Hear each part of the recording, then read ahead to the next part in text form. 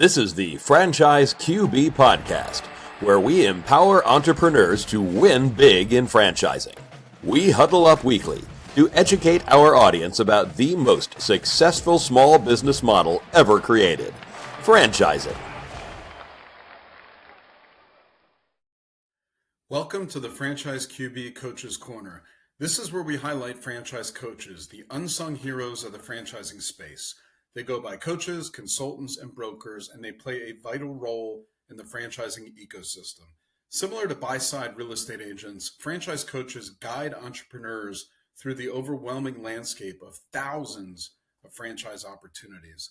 They assist with everything from franchise search guidance to FDD interpretation to funding strategy to recommending franchise attorney for legal reviews and much, much more. And most of them offer 100% free services to the franchise buyer and will coach them step by step through the due diligence process. They assist with both franchise startups and resale acquisitions. Let's meet a franchise coach and learn how they are changing lives through franchise ownership. Joining us today in Coach's Corner is Greg Macchia, owner of Franchising First, certified franchise consultant with FranServe, and host of the Franchise Hounds podcast. Welcome to the show, Greg. Mike, thanks for having me on. Big fan of the show. Excited to be here in the hot seat. It is great to see you. Thanks for coming on. So you and I met back in 2022 at the FranServe convention at Disney, and we were also placed in the same cohort group because we joined the FranServe network around the same time. We call it a power team, where we get together every couple of weeks and share best practices and brands and things of that nature.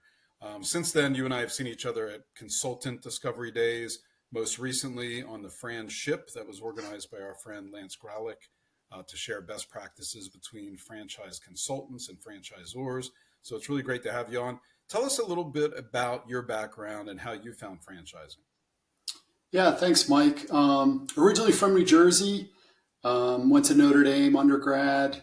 After getting out of college and working for a few years, I realized it was a lot more fun being a student, and decided to go back, get my MBA. I moved out to Boulder, Colorado, to get my master's at the University of Colorado.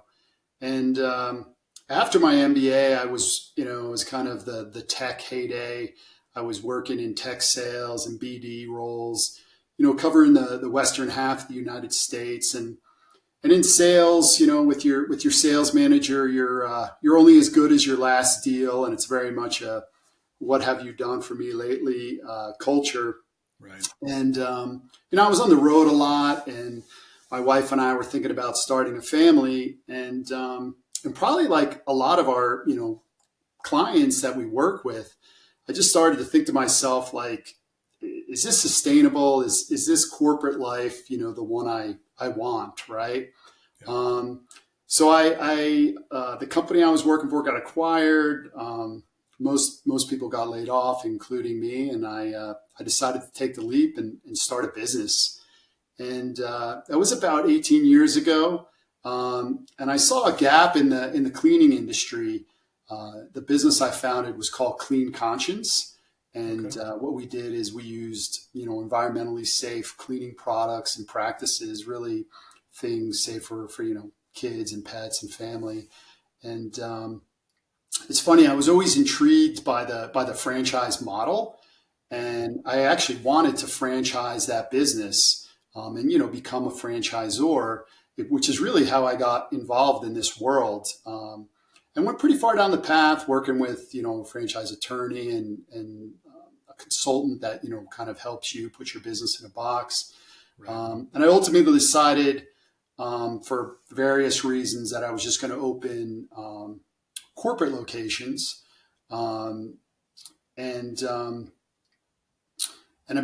Because of that experience, I got introduced to this world. And about 5 or 6 years ago, I started doing franchise consulting and really enjoyed it.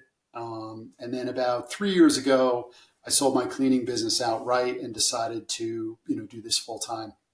Yeah, I was going to ask you the chronology of it. So you kept the cleaning business and then kind of ramped up your franchise consulting practice. And then you had that exit once you kind of got your feet underneath you in the consulting side. Yeah, exactly. I was kind of doing both, and really just to see, if it was something I enjoyed doing, could I make a living at it and those kind of things. So it was a pretty good transition for me. Yeah, and I bet like you can bring a lot of good stuff to the table with candidates because you've been there, you've done it. You know how hard it is to start an independent business from scratch. And obviously, franchising has some benefits that we'll get into here in a minute. But also, just like this Franchise QB podcast, you have your own podcast called the Franchise Hounds. Tell us about your podcast. Yeah, it was my COVID project, which is hard to believe, because it's been 5 years. I think my first episode was in June of 2020, which is kind of crazy. But Yeah. and it's funny because my son, who's now 16, he used to help me edit it and all. And gosh, I guess he was 11 at the time, which is funny to think. But he would make highlight reels of ums and ahs and bloopers and play them for his sisters. He thought it was it's very, very comical. But I need to get better at publishing new episodes. I really enjoy the conversations, right? I love talking to these founders and hearing their stories and those kind of things. It's funny to think back to some of the episodes. I had Dan Claps on, who we both know. He's the With Voda. yeah, with Voda as the CEO of Voda, and they were just launching, right? They didn't have any franchisees yet, and just to hear his vision, and now I think they just went over their 200th territory or something like that, which is That's which is awesome. pretty wild to look back on. Really, really cool. That is really cool. And you mentioned June of 2020. That month and date rings a bell for me because that is the month I completed my FranServe CFC exam to become a consultant. I was in franchise development on the franchisor side for 16 years. And that's when I kind of went over to buy-side advisory and helping candidates. So that month, I guess we kind of joined around the same time, which is pretty Yeah, cool. yeah, that's really funny. Yeah, so let's talk a little bit. I mean, you mentioned your business. How do you feel that your past experiences as a business owner has kind of translated into your current role, kind of coaching candidates that are new to the idea of franchising? Yeah, it's a great question. I think it ultimately comes down to that I don't take the decision to become a business owner lightly, right? I've always, tell my clients outside of who you marry, this is really one of the biggest, probably emotional, financial decisions you'll make in your life, right? And I get that. I grew a business from zero to 40-ish employees with multiple locations. I know what it's like when a handful of employees call out, or when payroll's coming up on the end of the week, and cash is going to be really tight, right? So without a doubt, as a business owner, you're going to go through some tough days, and I just try and keep that in mind, as I'm working with them. That my role isn't to be a cheerleader or a motivational speaker, or talk anybody into moving ahead with an investment. My role is more of to be sure that, to the best of my ability, that when it comes time for them to make a decision, that my clients feel comfortable with their level of due diligence, and they're going into this with eyes wide open, right? Like that. I want my clients to view me as a trusted advisor, and that if they ask what I think, I'm going to tell them the good, the bad, and the ugly. And having been through it, I think really helps. For sure. And like kind of piggybacking off of that topic, like aside from the diligence you do with brands to make sure you recommend good ones, like what else do you do with your candidate that gets them ready for ownership? Like, do you provide them with guidance with things like funding, et cetera? Yeah, absolutely. As you know, it's kind of all part of the process. And you and I doing this a long time, we kind of have our A team of support people, right? Whether it's Right. franchise attorneys or funding specialists, and they all have, different roles or specialties. If I talk to someone and they tell me they're going to use their college fraternity brother who specializes in DUI cases, right, to to take a look at the franchise agreement, I definitely, advise against that, right? Like there's real benefit to having someone who specializes in franchising and is, comfortable with an FDD and that sort of thing. And same on the funding side, depending on what tool or avenue they want to use to fund, there's, as you know, there's different partners that specialize in different things. And I feel like that ultimately saves our clients time and money, right? When 100%. Yeah, no, that's good. It's good to have a team of experts because you can't know everything, and it's good to point them towards trusted experts. And just like inherently, if they trust you, they're going to trust them, and therefore they get a really good, smart team around them to help guide their decision making. Because ultimately, they're going to pick what they want to do, but it's good to have all the data at their fingertips. So, do you specialize in a certain category? I mean, franchising is huge. There's 4,000 brands. We work with a subset of those brands. Do you work across all industry categories, or do you have kind of a focus? Yeah, I mean, like you said, we have 800 brands in our portfolio. So I do work across all categories. Typically I find a client maybe often come to us with an idea of an interest in a particular industry. Over the last few years, it's certainly been a lot of home services or B2B or B2C services, pet related, kid related, health and wellness. But even if they don't have an idea, that's okay, right? Like I feel like my role is to maybe help broaden some horizons, say, hey, based on what we talked about, have you thought about this, or this could potentially be a good fit type of thing. Yeah. So that kind of leads me to my next question, like having a candidate or a client that is open-minded, that allows you to show them things that maybe they hadn't thought about before. That would be kind of an advantage in their search. What else do you like to see in candidates that are kind of entering franchising with open eyes? Any attributes that kind of make the search process go better for both you as a consultant and the candidate as someone trying to kind of get into franchise ownership for the first time? Sure. I typically like to work with candidates that have just received like a big inheritance from their Aunt Martha. I'm sure you get quite a few of those. No, kidding, right? It would be nice though. Obviously, being financially qualified is a really good place to start. Yeah. But I like to see candidates that are obviously responsive and approach this like they would a job search. Really is kind of how I describe it. They show up prepared for meetings. They're respectful of others' time. It's important they can follow the brand's discovery process. I always tell them as the franchisor is evaluating them as much as, they're evaluating the franchise, and that, ultimately franchises are awarded and not sold. So, just common business etiquette and practices is usually a pretty good place to start, right? Yeah, absolutely. And the funding is important because without that, you don't know where you're looking, right? It's like, you don't go looking for a $1 million home if you can afford a $500,000 home. And it's the same thing in franchising. You have to make sure that the capabilities are matched with the kind of industry category or specific brand. So I think that funding piece makes a lot of sense. So like at a high level, what is your process when you kind of just meet a candidate that's like, hey, Greg, help me find a great franchise for me and my family? What's that process look like? Is it 30 days, 90 days, 6 months? Like, what does that timeline look like? And what are we doing over that period of time? Sure. Yeah, great question. Typically starts with an initial call. And, it starts with, again, learning about them, their background, their skills, their goals, their investment level, comfort, those kind of things. And then we do talk about the process.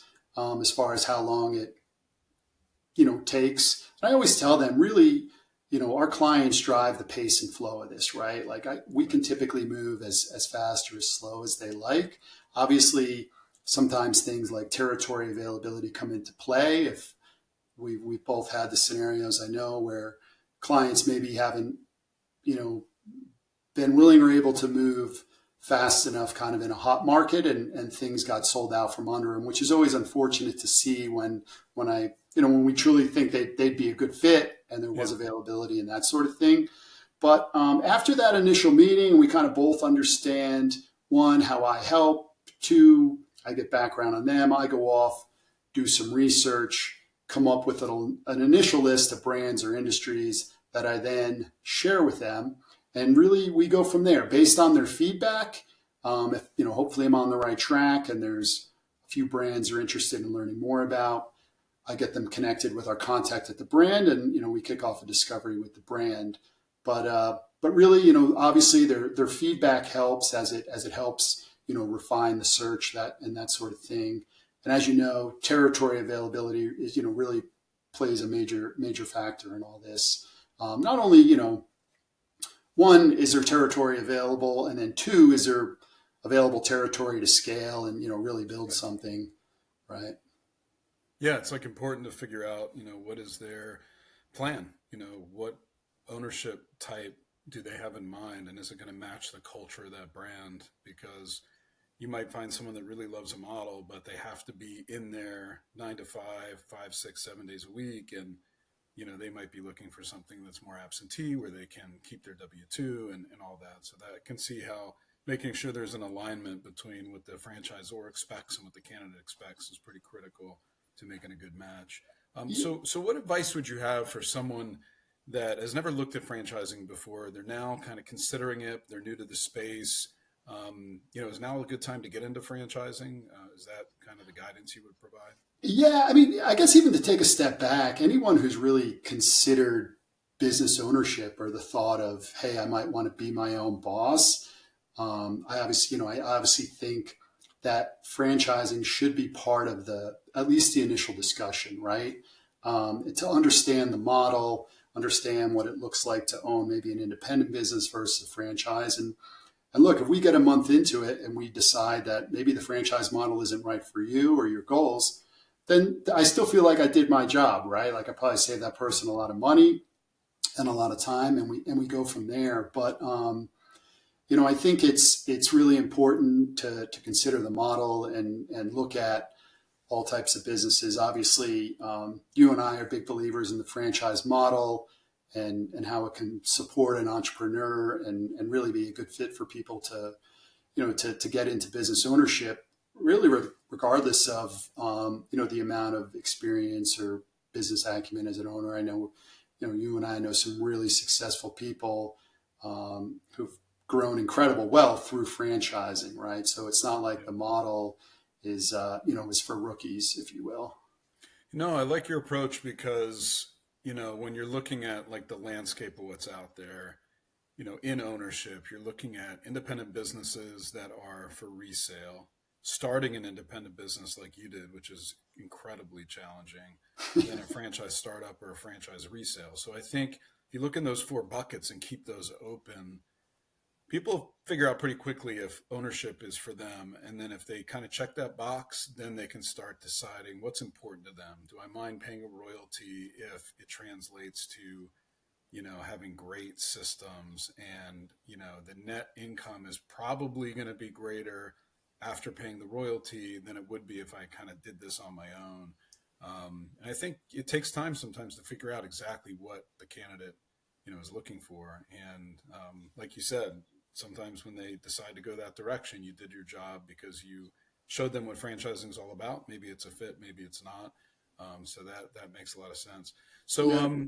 Greg, you as a human being, tell us something interesting about you outside of your franchising expertise. I know you're a big fly fisherman.